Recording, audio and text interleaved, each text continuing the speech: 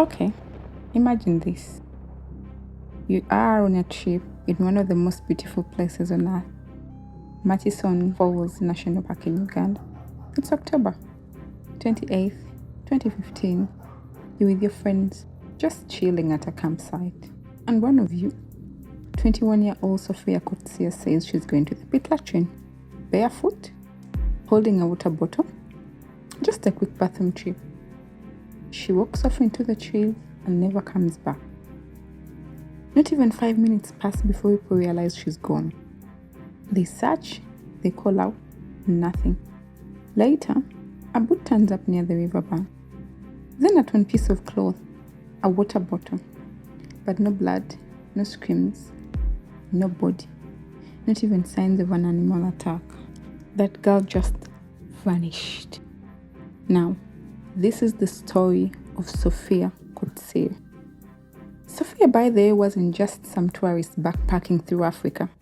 She was this bright, kind, super smart Dutch girl from Amsterdam, the eldest of 3 siblings, really close to her family. She had that warm energy that made people instantly feel comfortable.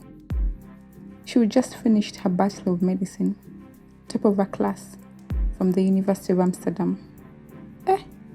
She was that girl, ambitious, sharp, but also super grounded. Her dream was to specialize in tropical medicine and work in underserved parts of the world. So in the summer of 2015, she goes to Uganda for an internship at Truecrime Hospital in Kampala.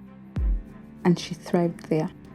She was in surgeries, helping deliver babies, even cleaning floors if needed. She donated her lab gear to the midwives when she left and even wrote letters about how much she wanted to return. And beyond the medical staff, she was just alive. She danced in the evenings with other interns, learned Uganda phrases, including one that accidentally meant "you're like a toilet," and laughed it off. She wrote cute, happy emails home every week.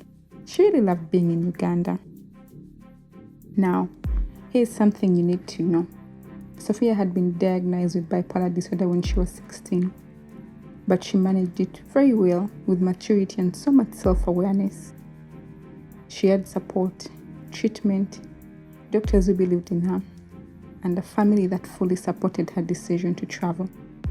She wasn't reckless, she was careful and in control. So after finishing her internship, she decided to do a little trip around Uganda with 2 friends, a final adventure before heading home. They booked a low-budget safari through Umoja Motherland tours, planning to see chimps in Budongo Forest and then visit Murchison Falls, where the Nile crashes through this epic gorge. But on day 6 of the trip, everything fell apart. They were at a place called Student Education Camp. It was the morning of October 28th. Sophia got up, told the group she was heading to the pit latrine, barefoot with a water bottle in broad daylight, and that was it. She never came back. The group noticed quickly. They searched the area, and that's when things got weird.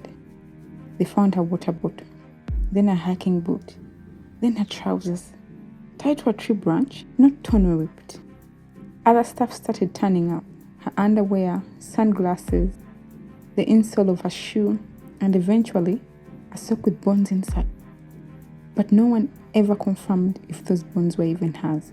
Ugandan park rangers initially said maybe it was an animal, a hippo, crocodile, or even a leopard.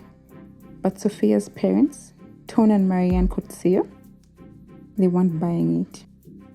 They flew into Uganda as soon as they heard, and what they found was a disaster. The investigation was all over the place. Evidence wasn't tagged properly. No search dogs, no autopsy, no DNA tests on the bones, and worst of all, the scene had been trampled by tourists, rangers, police, and any other person. Her parents basically became the detectives. They filmed everything, made maps, tracked every clue, and they started finding cracks in the story. Some witnesses changed their statements. The tour company possibly wasn't even licensed, and the more they looked, the more it felt like something just didn't add up. And then came the testimonies. Creepy, confusing, heartbreaking. A park ranger said Sophia had been acting strangely before she vanished. Someone else claimed she was screaming the night before.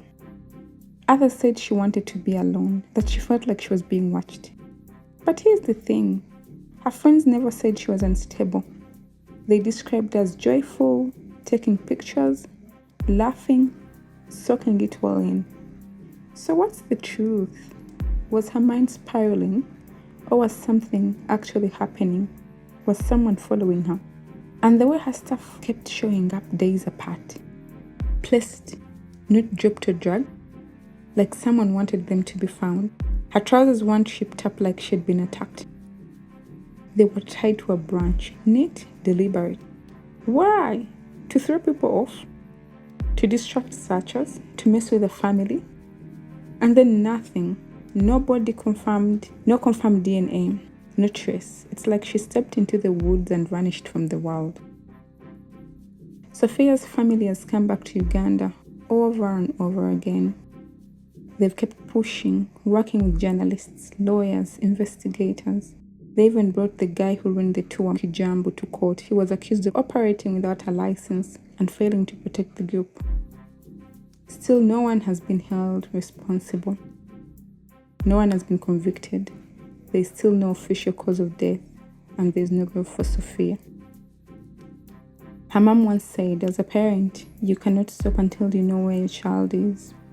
We live with a hole in our lives every day. Sophia Koetsier came to Uganda with hope in her heart. She came to help, to heal, to grow.